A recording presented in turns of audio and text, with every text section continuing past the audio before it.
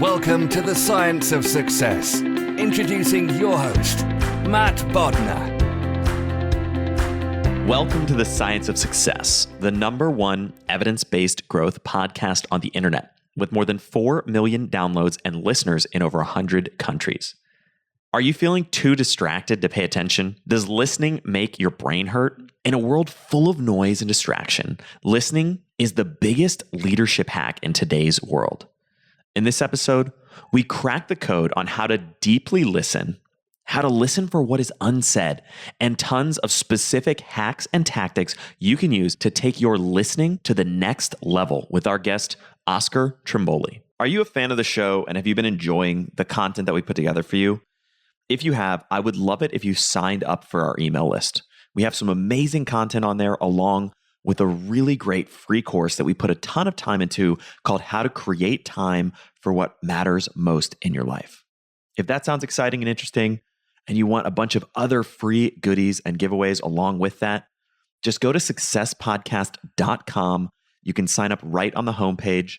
That's successpodcast.com. Or if you're on your phone right now, all you have to do is text the word SMARTER, that's SMARTER, to the number 44222. When you listen to our previous interview, you can uncover the neuroscience of how your brain gets stuck and finally start using the strategies that really work to create more breakthroughs and results in your life with our previous guest, Dr. David Rock. If you're feeling stuck and want to get a major breakthrough, listen to our previous episode. Now for our interview with Oscar. Today we have another great guest on the show, Oscar Trimboli.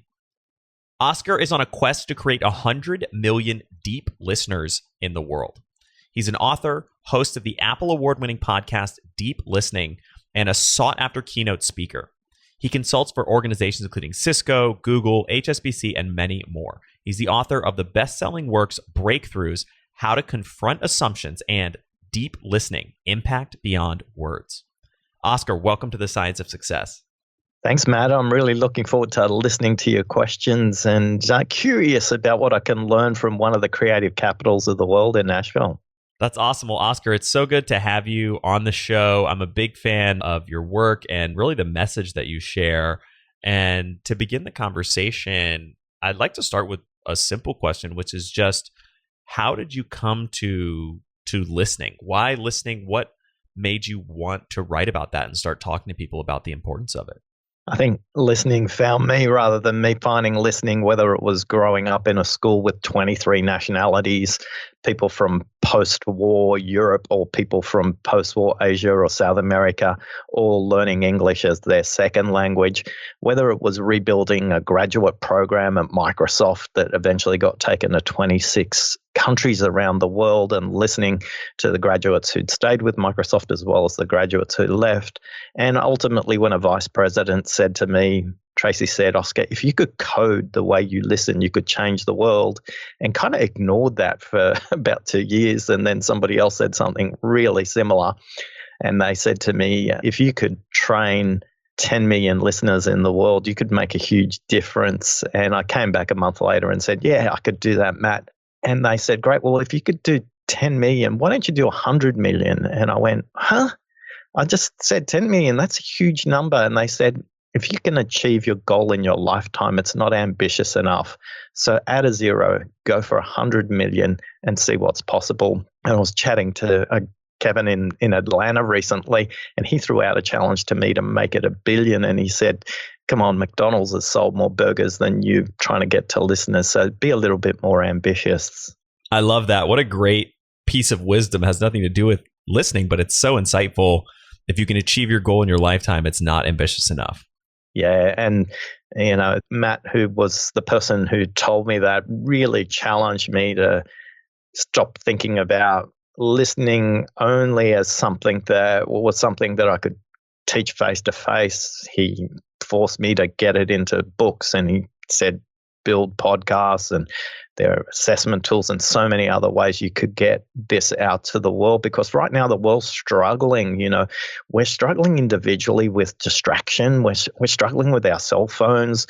We're struggling to stay in the moment. In fact, it's happening for you right now while you're listening to this podcast. You may be commuting and distracted, or you may be exercising and distracted. And distraction for the people in our research database, 1,410 people, 86% of people are struggling with distraction, either externally, like a device, a phone, a laptop, an iPad, or internally with some of the own noise going on in your head. Your radio station may be playing at a completely different frequency to what the conversation is that's going on right now. And we've kind of spent the 20th century, Matt, learning how to speak. I think the leadership hack for the 21st century is learning how to listen. The stats are really simple. You spend 55% of your day listening on average. The more senior you are, or the larger the organization you lead, the more of your day is spent listening. So senior execs are spending up to 83% of their day listening, yet only 2% of us have ever been trained how to listen. I'm sure, Matt, you had a very much more sophisticated education than me. You probably had a listening teacher growing up, right? I definitely did not have a listening teacher. And most of us don't. Our biggest and most influential listening teacher are our parents. And the closest they get to it is, Matt, I wish you'd really listen to me right now. Why aren't you paying attention?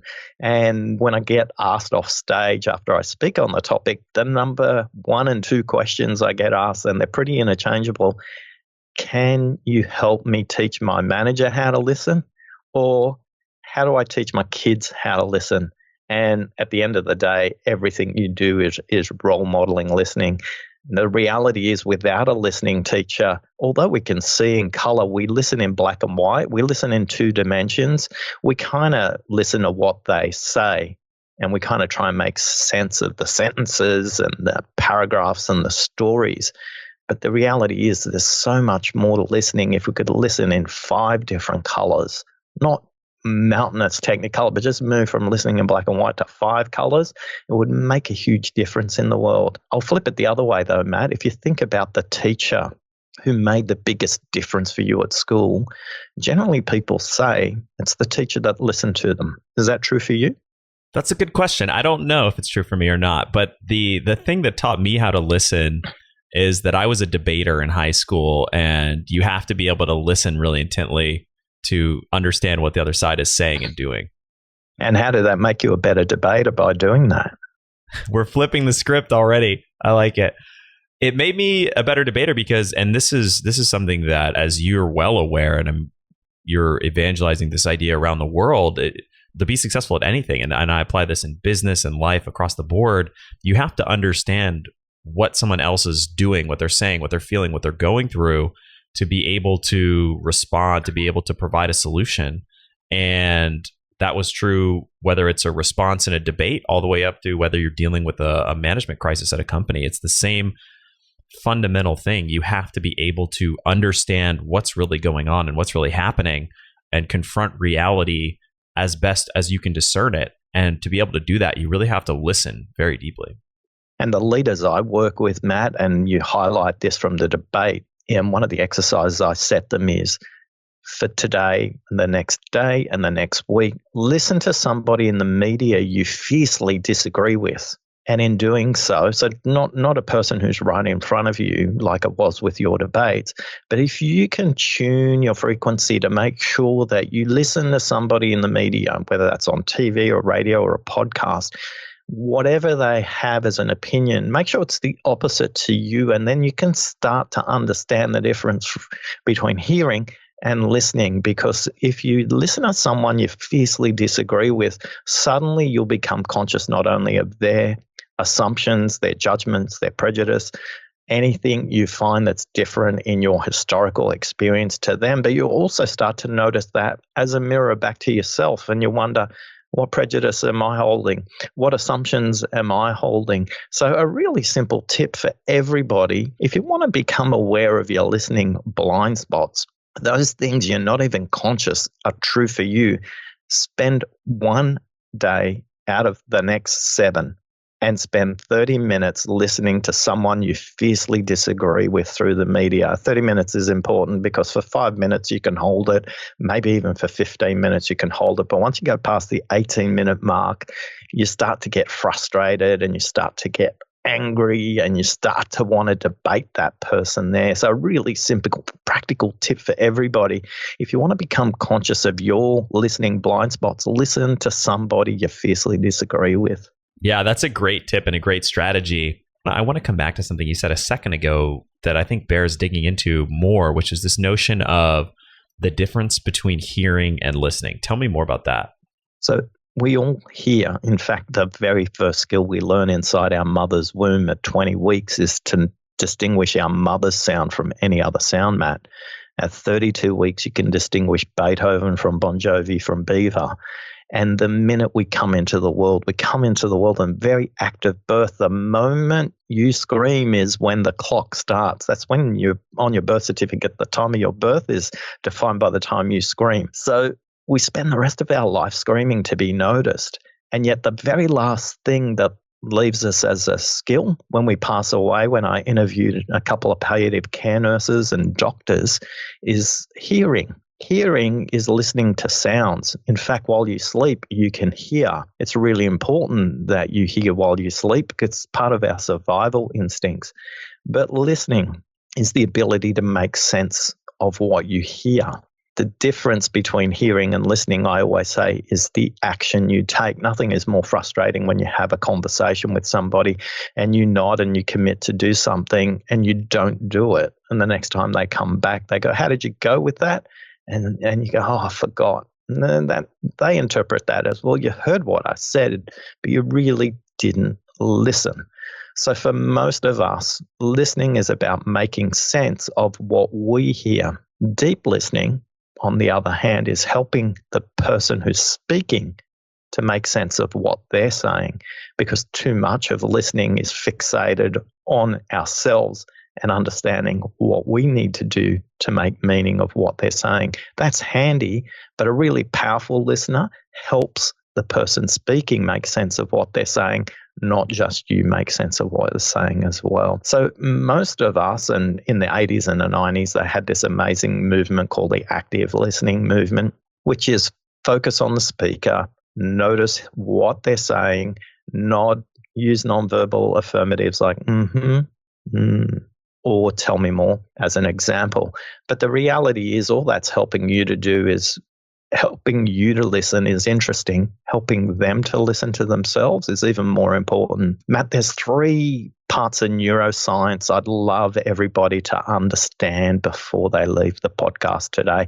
And if you were only taking one note, this is the note I'd be taking. If I got run over by a truck, and I hope that one thing I pass on to the world is these 3 numbers.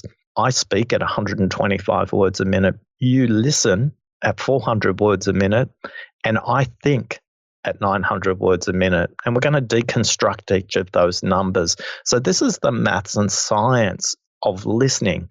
It's the neuroscience of listening. If I speak at 125 words a minute and you can listen at 400, Matt, you're going to be distracted. You're going to fill in the gap. I'm going to sound boring. And there's 300 words you're going to fill in your head because you can. If you want to try this out, just turn the podcast up to 2 times speed and you'll still be able to make sense of what we say. Blind people can listen at up to 300 words a minute because they've trained their mind to do that. For blind people, the speed at which they can listen increases their ability to literally see their environment around them. So if I can speak at only 125 words a minute, a horse race caller or an auctioneer can speak at up to 200 words a minute, you can still make sense of that.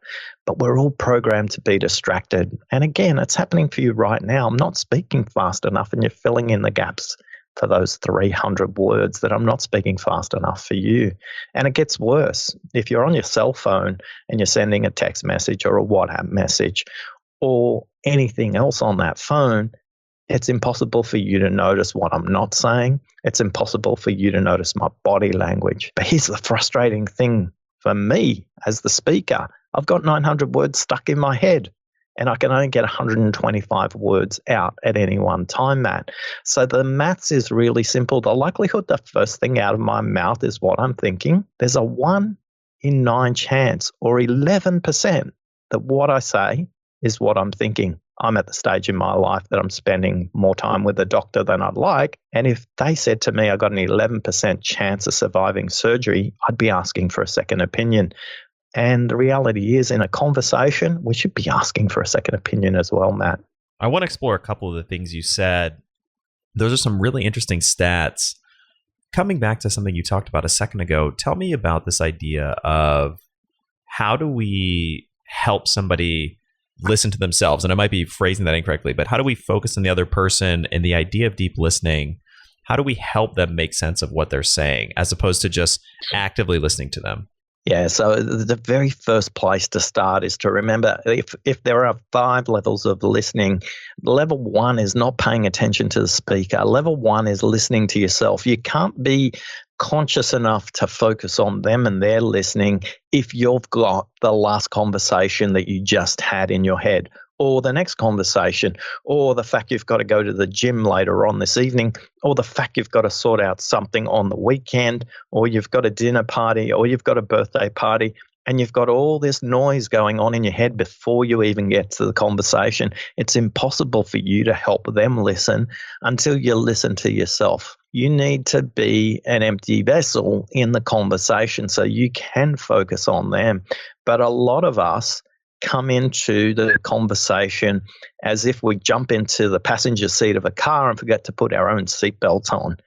We're driving away in the conversation, and all of a sudden, if they slam the brakes on, you're going to go through the front window because you're not in the same swim lane as they are. You're not in the same conversation. So 3 really quick tips, Matt, to get you centered, ready for that conversation to help them listen to themselves. Tip number 1, switch your cell phone off. Oh, wow, that's kind of crazy talk, I know, but if you're addicted to your phone, which about 86% of us are, just switch it to flight mode then. In flight mode, you can take some notes, but you're not getting notifications coming in. In the data that we've done, 1,410 people, the biggest struggle people have with listening is the distraction of the cell phone. That by far makes up the biggest distraction. If you want to improve how you've listened and you've got the cell phone switched to flight mode or off, here's 2 other tips. Tip number 2, drink water during the conversation. Just a glass of water for every 30 minutes in a dialogue. A hydrated brain is a listening brain. The brain represents 6% of the body mass, but it consumes up to 25% of the blood sugars of the body. It's a really hungry part of the brain. The reality is a hydrated brain can get more blood sugars there faster. Brain that isn't taught how to listen struggles with how to listen. We do a lot of work in the prefrontal cortex when it comes to listening. This is the most modern part of the brain, but when it's untrained, it feels hard. A lot of people say to me, listening makes my brain hurt. And I always say you're doing it wrong if that's how you're doing it. And we'll explain what that means shortly. Tip number 3 is simply this. The deeper you breathe, the deeper you listen.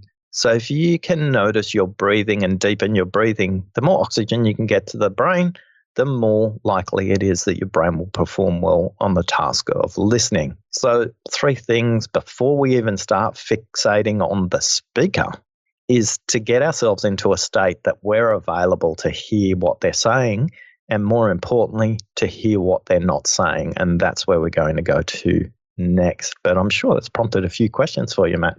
So many different things that I want to explore and so many important themes and ideas. I think the place I want to come back to, those are great tips. And I really love, I want to reiterate or emphasize the point you made about putting your cell phone in airplane mode, and even the idea of actually telling somebody in a conversation, hey, I'm going to put my phone in airplane mode so I can really focus on you in this conversation, is a really powerful gesture. It reminds me of a great story that I have to share with you. About 11 years ago, Peter was flying from Seattle, Microsoft head office. He ran about $100 million business for Microsoft. It was not insignificant. You figured this guy's pretty busy. And I was hosting 20 CEOs in Australia in a round table where he would be at the head of the table. We were in a fancy pants hotel that had this big boardroom table, and he'd literally just flown in from Seattle that morning. So he's straight into the meeting. It was 9 a.m. and he was at the head of the table. What Peter did next really changed the way I thought about listening. He sat down, I introduced him, and then Peter said, "I'm really sorry. Please forgive me. The most important thing I can give you right now is my attention. With that, he stood up, he took his cell phone out of his jacket pocket, switched it off, and put it in his bag. Now, what was interesting was what happened next with the other 20 CEOs sitting around the table. What do you think happened then, Matt? I don't know. They all put their phones away? Yeah. So 14 of them put their cell phones into the bags. Now, what that did for the other 6 was interesting. I don't know if it shamed them into doing something, but I'm guessing the rest switched them into flight mode. And for a lot of us, we can bring about change just by role modeling that change. And in most meetings, when I do that, the person I'm working with will reciprocate. So if we want to bring about change, it's not about asking everybody else to make that change. If you can simply role model, make an example that you're going to switch your phone into airplane mode, you'll be surprised what happens to the other person, but more important, what happens next to the quality of the conversation. And I love that point too about saying the most important thing I can give you is my attention. I might be paraphrasing a little bit, but that was such a powerful example, such a great gesture. And it's something that's so simple to do, and yet it's hard and it's not necessarily easy. What happened at the end of the meeting was fascinating. So these execs, they've got these amazingly tight schedules. They're in the country for 2 to 3 days, and they have all these very highly leveraged meetings where he was going to other locations to do very similar kinds of meetings. And I debriefed the group for the next half an hour.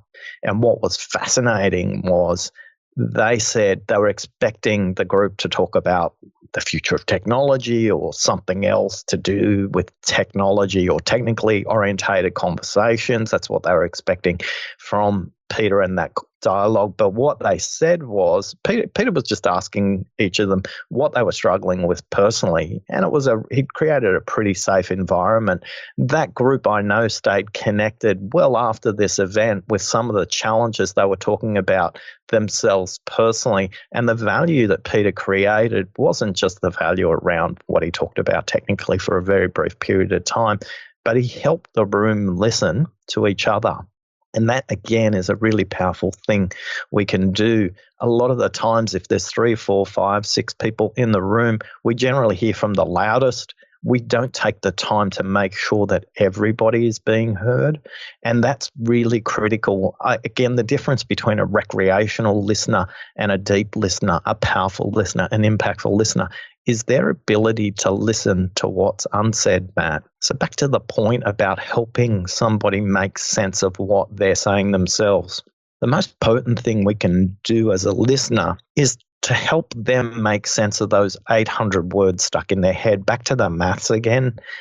I speak at 125 words a minute. I can think at 900. That's an average. Some people can think at 600 words a minute. Some people can think way up to 1,600 words a minute. So on average, we think at about 900 words a minute. So if I say the first thing that comes out of my mouth, unless I'm a great actor who's rehearsed my lines well, the likelihood what I say is what I mean is 11%. You get probably better odds going to Las Vegas and playing the slot machines or going on the roulette wheel. And the odds are going to be much better for you there. So here's a couple of simple practical tips. When somebody says something, treat silence at the end of what they say like it's a word. Listen to the beginning of the word, the middle of the word, and the end of the word. Treat silence like it's another word. And in doing so, what you'll notice is they'll either unpack another 125 words in their head, or they'll pause, might bow their head down a little bit. But if you can remember these simple phrases, what else? Tell me more. How long have you been thinking about this? What else? Tell me more. What else have you been thinking about this? All of a sudden, just magic happens. And you'll be nodding as I say this. What they'll do is they'll draw their breath and they'll use phrases like this. Well, actually, what's really important on this topic is, well, they'll say, now that I think about it, what I haven't told you is, well, they'll say, what I've said is interesting, but let's focus on this. And doesn't matter how it comes out, Matt. What they're doing is exploring what's stuck in their brain. You see, our mind is like a washing machine.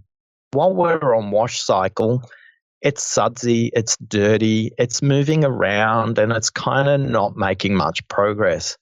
But when we speak, it's like the rinse cycle of a washing machine. It's like clean water is coming into our brain. And as we speak and express this idea, what's happening to the neural pathways and the synaptic connections is they're creating an electronic circuit for the idea to be expressed. And then the idea takes a concrete form where we can look at it together, we can analyze it together, and more importantly, the speaker can see it and notice it. So for most of us, if we just practice saying, tell me more, you'll be shocked what you hear, but more importantly, they'll start to understand what they mean, not just what they said the first time. Have you ever been in a situation like that, Matt? Yeah, absolutely. And those are great strategies. I love all three of those techniques or phrases that you can use to really dig in and explore any conversation. And even the fourth thing, which is the silence. Silence is such a powerful strategy, such a powerful tool, and in some cases can even be a weapon in some conversations. In the West, we have a poor relationship with silence. We call it the pregnant pause. We call it the awkward silence. Yet in China, Korea, Japan, many of the ancient traditions like the Inuit of North America, the Aborigines of Australia, the Maori, and the Polynesian cultures, a lot of the ancient jungle cultures of Africa and South America, silence is a sign of wisdom. It's a sign of seniority. It's something they're extraordinarily comfortable with. And in our rush in the West to fill silence, we actually miss out on quite a lot. Tell me more. I like how you're role modeling that, Matt. It shows you're listening. And what that made me feel when you say, tell me more, is like, wow, Matt's taken the time not only to hear what I said, but to listen to it and use the phrase. So in a lot of Aboriginal cultures, for example, and the great storytelling cultures of the planet, silence makes an important part of the story to allow the person who's listening to the story to catch up in their mind the gap between their imagination and what the speaker's actually saying.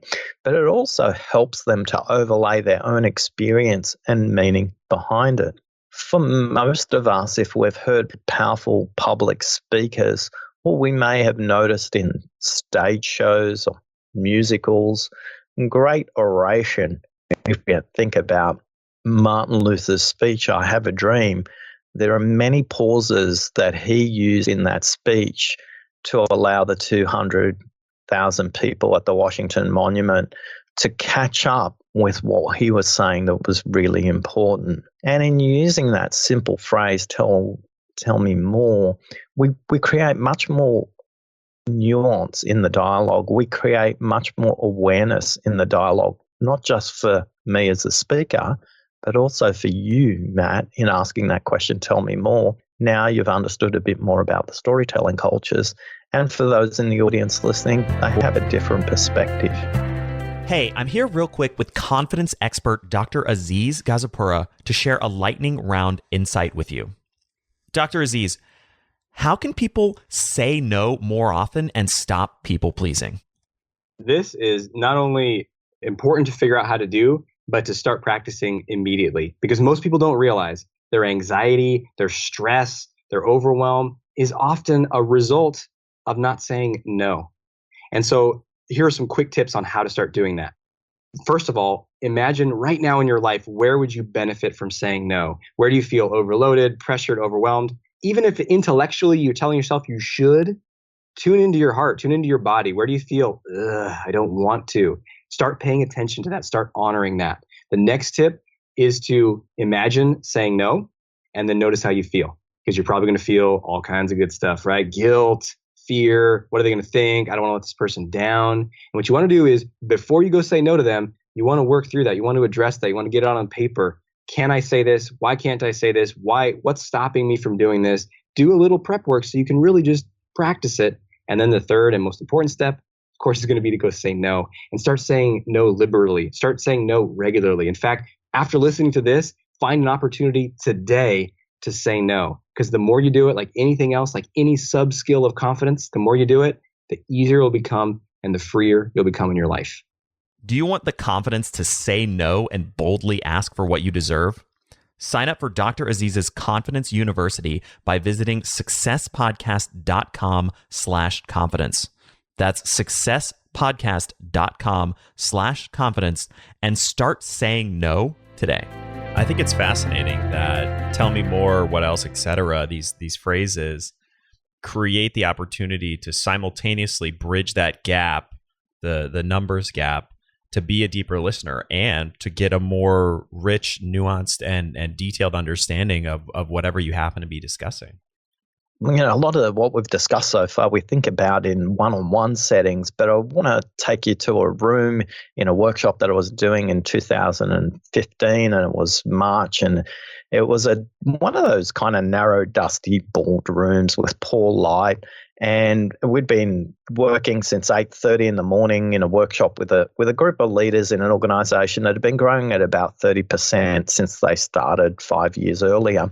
And in that room, it was 11 people, and we were just before the lunch break. It was about 11:45, and everyone was kind of hungry, and the CEO was giving me the eyes to say, hurry up, let's get to lunch. And we just had one simple exercise, and the exercise was this. If you were to describe our organization as an animal, what animal would you describe it as? And as we went around the room, the loudest spoke first, and they kind of anchor the conversation. People tend to follow what the first off people would say. So some people said an eagle, some people said an osprey, some people said, think of any bird of prey that moves really fast, flies and adapts to its conditions and kills things.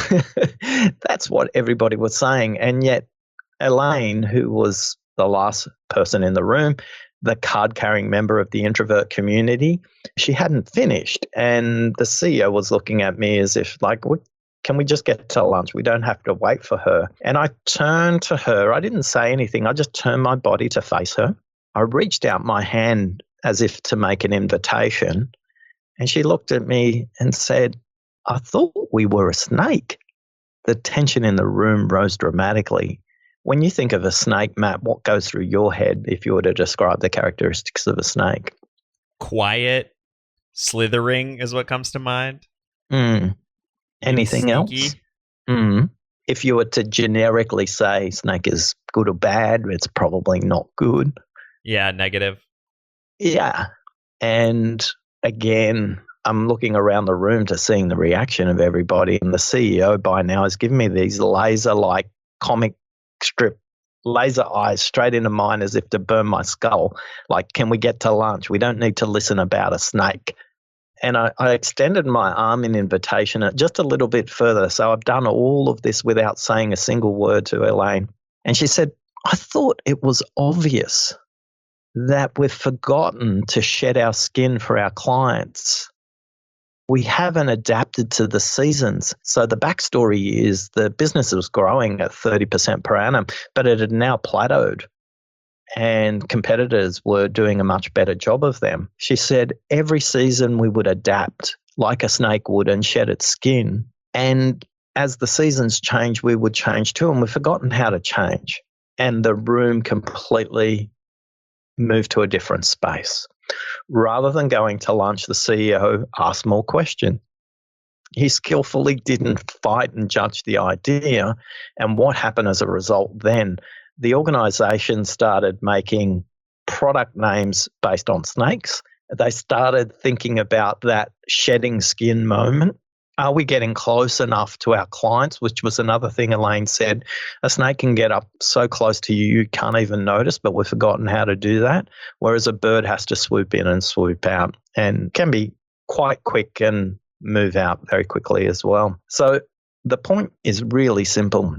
How many Elaines are you not listening to in meetings that can completely change the trajectory of the thinking of the organization? You see, introverts think deeper and longer, it doesn't make their opinion any less valid. But because we don't take the time to listen at level 4, which is listening for the unsaid, we'll miss those opinions consistently. So when you're in group meetings, if you're leading the meeting, and even if you're not, draw out the opinions of those who haven't been heard, and it will completely transform not only the direction of the meeting, but also the impact of the meeting too. Incredible story and so interesting. I love how you even teed it up and said, what do you think about snakes? And then you come to this realization of the powerful implications of that. Really, really interesting. You touched a second ago on level 4 of listening, and earlier we started sharing the 5 levels, but I'd love to come back and really share all 5 of those and unpack them a little bit. Yeah, let's do the quick movie trailer for 5 levels of listening. Level 1, listening to yourself. Level 2, listening to the content. Level 3, listening for the context. Level 4, listening for what's unsaid. And then level 5, listening for the meaning. And for each of those levels, I'll just provide one quick explanation and a tip, Matt, if that makes sense. So at level 2, listening for the content, this is where most of us, if we've had any training in how to listen, or our focus on how to listen, means we listen for the content of the speaker, we listen for their words, we may listen for their body language. So the ninja tip at listening for content is listen for energy. Notice how far back their shoulders are. If you can listen to where they're speaking from, that's even more powerful. See if you can notice a change in my voice as I move down further into my throat. I'm a little bit more constricted down here, and that probably tells you I'm not comfortable articulating the idea, as opposed to doing it from here, which is down in my deep diaphragm, and I'm feeling very comfortable with it. If your head is in your cell phone and you're not paying attention, you're not going to notice that vocal fry. That happens occasionally because sometimes it only happens in a microsecond. For some people, the simple act of taking their shoulders back a little bit further and filling their lungs with air gives you a great signal to say something's changed for them. So listening to what they say, even watching body language as an example, are their arms crossed? Or are they squinting when they talk? All these non-verbal signals are taught to us in body language. But ultimately, the third thing you want to notice is listening for state change. And in doing that, you can simply ask them, what happened for you then? And they'll go, wow, they noticed that I brought my shoulders back or leaned in. And all of a sudden, that's the same code word to help them explain and get connected, not just to what they're thinking, Matt, but also to what they're feeling. Your gut has more nerve endings than the brain. So if we can help people get more connected with their gut feel, that's an awesome way to listen. Level 3, listening for the context. We want to understand what patterns they talk about. Do they talk always about the past or the future? Do they talk about problems or solutions? Do they talk about themselves as individuals, or do they talk about collectives, teams, for example, organizations, or families? Or do they talk about very internal things, either internal to them or internal to the organization, or they're externally orientated? If you can notice patterns in the way people dialogue, you can simply say to them, I'm curious if you've noticed any patterns in what you've said so far. And again, that's another way for them to start to think about what they haven't said. In most cases, whatever pattern you're thinking about, they won't notice. So if you say to them, curious if you've noticed any patterns in what you've said so far, whatever pattern they come up with is probably not the pattern you're thinking about. Level 4, we've spent a bit of time here, but this is the ninja move of listening for what's unsaid. It sounds completely counterintuitive, but we want to unpick the other 800 words that are stuck inside people's head. Listening to the unsaid expands the conversation, helps them make sense of what they mean, but this is where you can have an impact beyond words, and you can amplify the impact not just of you in that conversation, them in that conversation, but you can have probably multi-generational impacts on some of the conversations you have because you're expanding the thinking. Level 5 is listening for meaning. And listening at meaning can be something as simple as this. I was doing a workshop with a sterile manufacturing company a couple of years ago, 86 people managers in a room, Matt, and you could cut the tension with a knife in there. I was there to talk about listening, but I could sense by about the 20-minute mark, the room wasn't there to listen about listening. They had many other things on their mind. And for a lot of us, we just need to trust our gut feel a little bit more. I turned to my host, who was the CEO, and said to him, if it's okay with you, I'm just going to change what I'm going to do for the next 5 minutes. Are you okay with that? And he looked at me again as if to say, are you crazy, man? And I said, well, do you trust me? And he goes, do I have a choice? And I said, yeah, you do. You're my host. So I'm in your hands. It's your audience. He says, I trust you. Go for it. I turned to the room and I said, look, just for the next 2 minutes, can you just turn to the person next to you?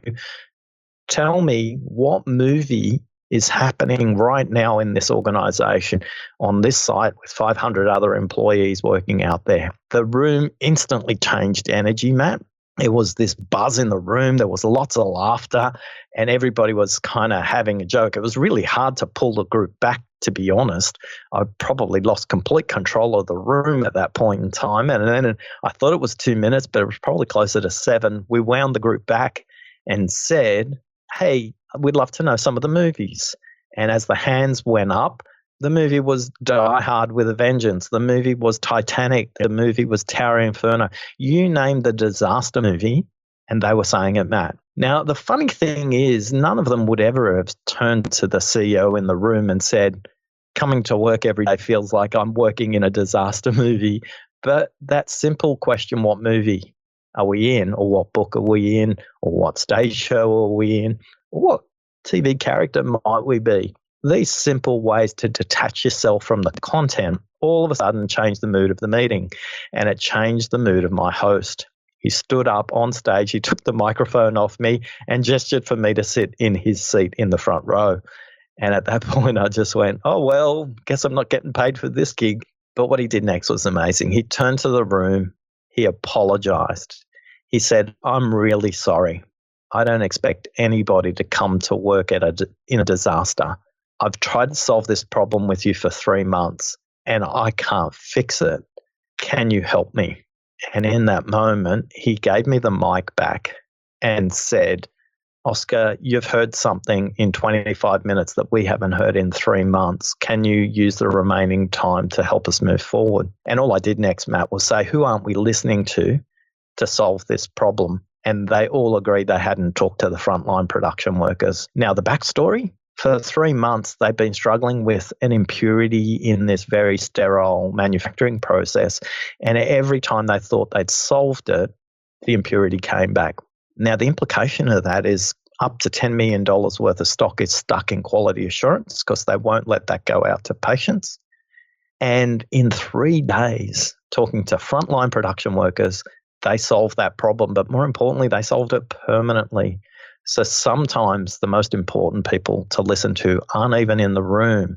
And yet for all their sophisticated 6 Sigma and 5 Whys methodologies and powerful masters and PhDs in chemical engineering, it was the frontline workers, the people who packed boxes on the assembly line who pointed out what was wrong in the piping in the system that helped everybody listen. But if we didn't listen for the disaster movie, we wouldn't have had the permission to go there. So that's where you can have an impact beyond words if you really listen deeply. Another incredible story. And 2 of the questions that you brought to that are so fascinating. One, I love the question about what movie or what book or what TV show is happening right now in this organization. Such a great question. And the other one, which you just touched on a second ago, is this question of who are we not listening to right now? Both of those are tremendously powerful. And unfortunately, for a lot of organizations, the answer is the people closest to the customer, the people closest, if you're in a non-for-profit, to those that we serve. If you don't listen to those frontline workers, you will be hearing from your regulators, you will be hearing from the media because you missed the point of why the organization or leaders exist. Because whether it's the global financial crisis or the Deepwater Horizon's BP oil spill off the coast of Louisiana. In all cases, the frontline workers weren't being listened to. They were telling us it's a problem. They were saying there were issues. There were complaints coming into the system, but people were choosing not to listen. So for all of us in that moment, if we come back to this week, for 30 minutes, just listen to someone you violently disagree with to help you tune your listening muscles in to remove judgment and bias from the way you approach your listening. You'll make some huge steps to becoming a deep, powerful listener. And most practically, Matt, please switch that phone into flight mode for every conversation that matters. And people say to me, yes, Oscar, but what are the conversations that don't matter? And I always say, if you're having a conversation with a human, they all matter. You'll be surprised what you learn no matter who you speak to. So switch those cell phones to flight mode. You'll be shocked what you learn when you're listening fully. You're listening in technicolor rather than listening in black and white. Two great recommendations. And we usually ask our guests for one action tip or practical piece of advice or homework for the listeners to execute, take home from the episode. I think both of those are great pieces for that. I have one other question, which I'm curious. One of the key components, and this is something that I've unpacked a little bit just from some of the stories you've told, is that you seem to be a master at asking great questions. How did you develop that skill set? I think it was from watching other great masters asking questions. I think it's when you see the impact a question has on others, and particularly for me, in my case. So, that question, Matt, we talked about right at the beginning when my Matt asked me the question, do you think you can achieve that goal in your lifetime? And I said, no. It was a great question. And he said, well, if you can achieve it in your lifetime, it's not ambitious enough. Now, it didn't matter what I said. The point he was trying to make was, are you being ambitious enough in what you're trying to achieve? Now, he could have said to me, you're not being ambitious enough. And yet the distinction that he made was really potent to me. If I can own my own change through my own awareness of the gap between where I am today and where I need to be in the future, I'm more likely to do it than if somebody tells me to do it. And the only way you can get someone to notice the gap between where they are today and where they want to be tomorrow is not by telling them, it's by asking them a question. Matt, if you were in my studio right now, on my right is a 4-foot poster of Yoda. On my left is a 2-foot stuffed Yoda, and all across my shelves are various Yodas. And Yoda asks lots of questions too. And people have told me that, my questions are Yoda-like. But ultimately, if you ask questions, it means your attention is on them and not on you. And wow, couldn't the world be a different place if we all started to put our attention on the other rather than just ourselves? So I think for me, I was taught great questions by other people. But the thing I always do is ask myself this: if what I'm about to say next is a question for me and my understanding, it's the wrong question. It needs to be about them and their understanding. And that's a tough muscle to develop. It's really hard to keep your orientation and your attention on them rather than, it doesn't make any sense to me. I work with actuaries inside insurance companies who calculate all kinds of things, the likelihood that your car's going to be in an accident, if you contract some kind of disease, how long you might live. And I have this thing called dyscalculus, which is my ability to transpose numbers. It's not a good skill to have. It basically means that if you were to read out a telephone number to me, there's 25% chance I'd get it wrong. So I'm not really good at maths, Matt. But yet I consult to a lot of actuaries and insurance companies who have an amazing relationship with maths. And despite that, they all find me really helpful because I never ask questions where I'm trying to understand the formula. I'm trying to help them understand their thinking and their formula as well. So I don't think, I wish I had a more elegant answer for you, Matt, about how to learn to ask questions. I think for me, I've learned a lot by watching skillful questioners. And the other thing I've always done consistently is ask myself that question, is this question for me or is it for them? I think the more powerful questions will always be orientated around helping them. The magic happens when you put your attention on other people instead of just putting it on yourself. Such great wisdom, Oscar. Where can listeners find you, your work, and everything we've talked about today online? Really simply, if you just go to listeningmyths.com, there you'll be able to download those 5 practical tips that we talked about to keep you on track. Switching off the cell phone, glass of water. But there's a couple of other tips in there. They're just going to keep you on track for a little bit longer. So listeningmyths.com, that's the entry point to everything, Matt. Well, Oscar, thank you so much for coming on the show, for sharing all this wisdom, incredible and insightful stories, and such a great conversation. Thank you so much for being a guest on the show. Thanks for listening. Thank you so much for listening to The Science of Success. We created this show to help you, our listeners, master evidence-based growth. I love hearing from listeners. If you want to reach out, share your story, or just say hi, shoot me an email. My email is matt@successpodcast.com. That's matt@successpodcast.com. I'd love to hear from you, and I read and respond to every single listener email. I'm going to give you 3 reasons why you should sign up for our email list today by going to successpodcast.com, signing up right on the homepage. There's some incredible stuff that's only available to those on the email list, so be sure to sign up, including an exclusive curated weekly email from us called Mindset Monday, which is short, simple, filled with articles, stories, things that we found interesting and fascinating in the world of evidence-based growth in the last week. Next, you're getting an exclusive chance to shape the show, including voting on guests, submitting your own personal questions that we'll ask guests on air, and much more. Lastly, you're going to get a free guide we created based on listener demand, our most popular guide, which is called How to Organize and Remember Everything. You can get it completely for free, along with another surprise bonus guide by signing up and joining the email list today. Again, you can do that at successpodcast.com, sign up right at the homepage, or if you're on the go, just text the word SMARTER, SMARTER, to the number 44222. Remember, the greatest compliment you can give us is a referral to a friend, either live or online. If you enjoyed this episode, please leave us an awesome review and subscribe on iTunes, because that helps boost the algorithm, that helps us move up the iTunes rankings, and helps more people discover the science of success. Don't forget, if you want to get all the incredible information we talk about in the show, links, transcripts, everything we discuss, and much more, be sure to check out our show notes. You can get those at successpodcast.com. Just hit the show notes button right at the top. Thanks again, and we'll see you on the next episode of The Science of Success.